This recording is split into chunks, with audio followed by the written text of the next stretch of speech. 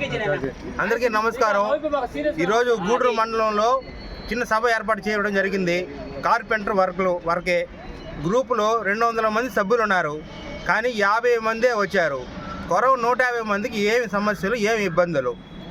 ఈ మీటింగ్ వస్తే మీకు ఏమైనా పొరపాటు జరుగుతుందా? మీ బతుకుతారు ఏమైనా కోల్పోతారా? ఎందుకు రావట్లేదు మీటింగ్కి? హిందీ వల్ల మనం ఇబ్బంది పడుతున్నామని అందరికీ తెలిసినప్పుడు మీరు మీటింగ్కి రావాలి కదా. ఈరోజు మీడియా మిత్రులు వచ్చారు, అంతా మీటింగ్ బాగానే జరిగింది. మీరు 150 మంది ఎందుకు రాలేకపోతున్నారు? ఏమి పొరపాటు జరుగుతుంది? మీకు ఏదన్నా పార్టీలో ఇన్ని ఉంటే అన్ని పక్కన పెట్టండి. ఓన్లీ కార్పెంటర్ల వరకే, కొయ్యి పని చేసుకున్న వాళ్ళ వరకే ఈ మీటింగ్ అనేది జరుగుతుంది.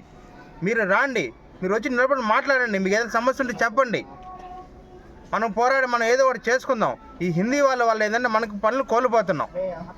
బిల్డర్ కానీ బేల్దారులు కానీ వీళ్ళంతా ఏంటంటే వాళ్ళకే సపోర్ట్ చేస్తున్నారు. ఇప్పుడు మనం పోయి 10 రూపాయలు చెప్తున్నాం, ఒక్కసారి హిందీ వాళ్ళు వెళ్ళి పనికాడికి వెళ్ళి మాట్లాడితే రెండోసారి మన పిలవట్లేదు.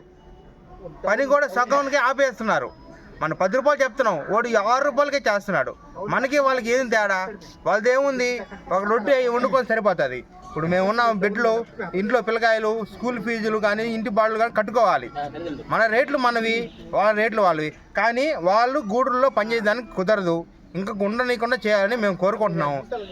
మీరు దయచేసి ఈ మీటింగ్ కంపల్సరీగా హాజరవ్వాలని మేము కోరుకుంటున్నాం. గూడూరు సంఘం కార్పెంటర్ ఈయనను అవన్నీ వద్దు. మనకి ఏదేదో చేశారు అవన్నీ వద్దు.